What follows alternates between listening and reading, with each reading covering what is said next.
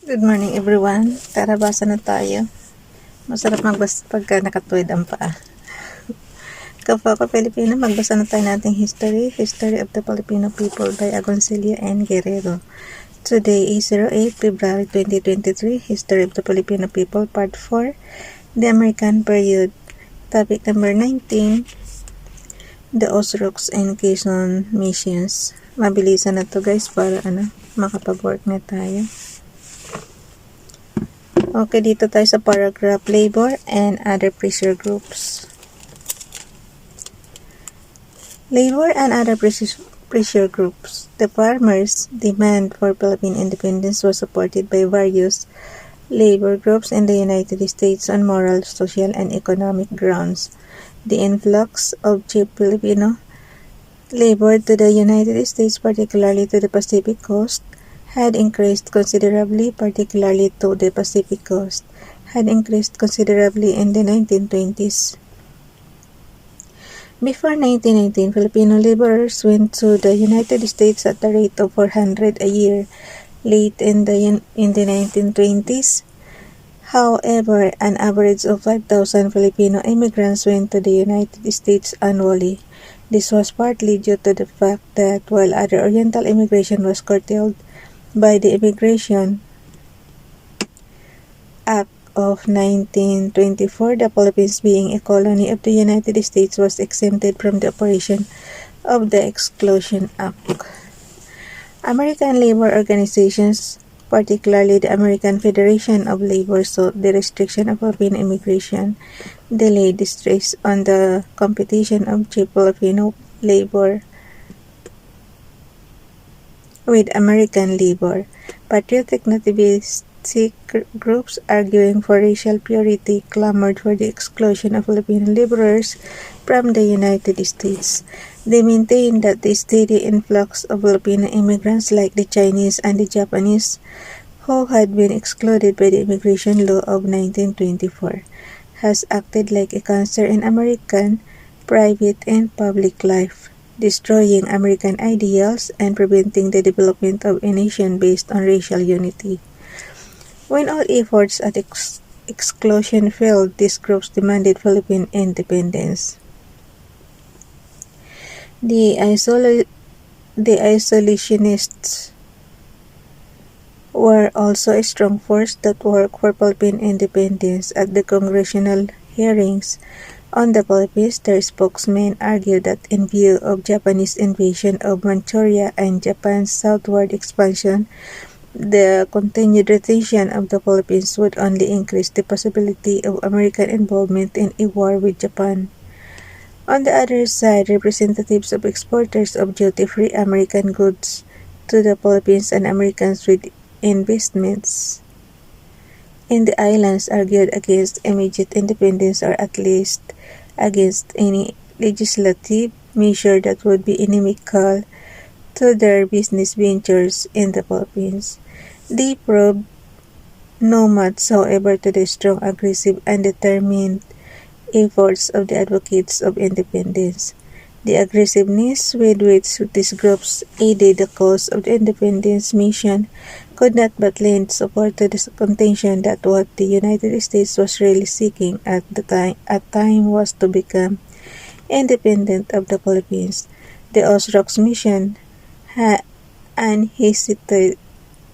unhesitatingly entered into an alliance with these forces, whose motives were diametrically opposed to those of the Filipino people. The Hare-Hawes-Cutting Act. The congressional elections of 1930 destroyed Republican supremacy in the House of Representatives and gave the Democrats, who had won by a slight margin, the reins of control. In the Senate, Republican control was more nominal than real, especially on the issue of Philippine independence. The plight of their agricultural constituents had made both Republican and Democratic legislators regard the Philippine problem from a highly nonpartisan point of view. Both Senate and House Committees on Insular Affairs favorably considered bills on Philippine independence on January 8, 9, on Jan... wait lang guys. Ulitin ko. Both Senate and House Committees on Insular Affairs favorably considered bills on Philippine independence. In January 1932, Representative Butler B. Harry introduced a bill in the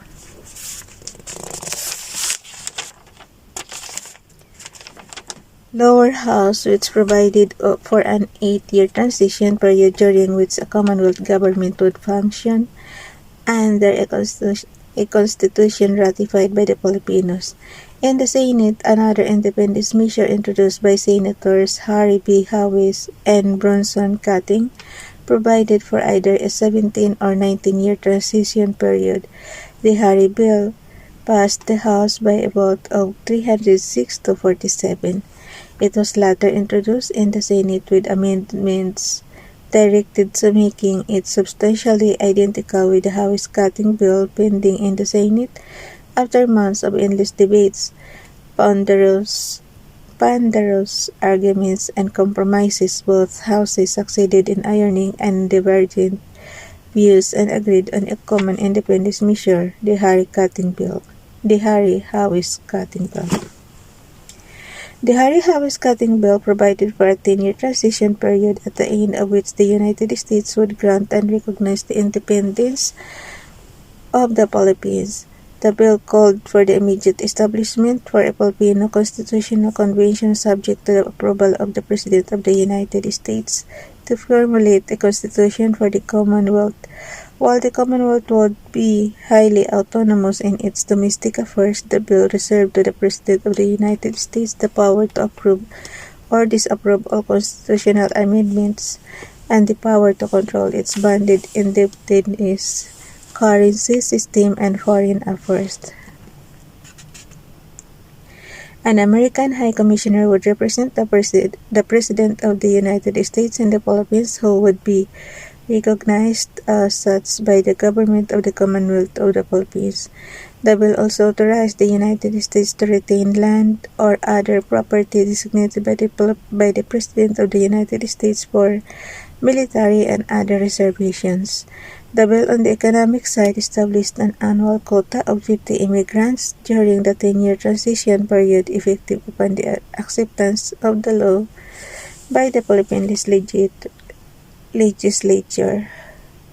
The bill allowed the free entry of American goods to the Philippines but provided for quantitative limitations on the pre-duty importation of major Philippine products.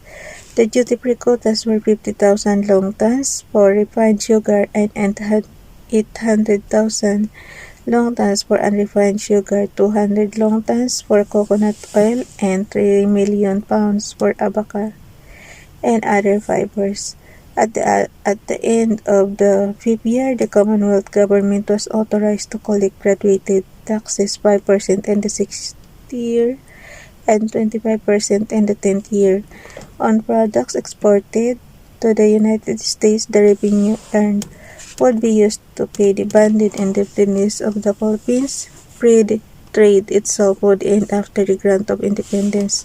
The bill, however, provided that 1 year prior to the date of independence, a conference of Philippine and American representatives would be held for the purpose of formulating recommendations for future trade relations. On January 13, 1933, President Herbert Hoover vetoed the Hare-Hawes-Cutting Bill on the ground that it was a repudiation of the United States' responsibility to her own people, to the Philippines, and to the world. The measure Hoover deplored would only put both the United States and the Philippines on the path leading to new and enlarged dangers to liberty and freedom itself.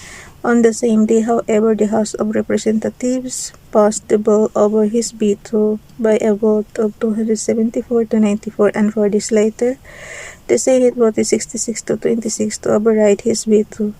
The passage of the Hare-Hawes-Cutting Act marked the triumph of those agricultural pressure groups who sought to advance their special interest with no regard for the general welfare of either the Philippines or their own country. Bukas na itong guys, the controversy over the Agoncillo. Ano na to? Bukas na to. For February 09. Bye everyone. God bless.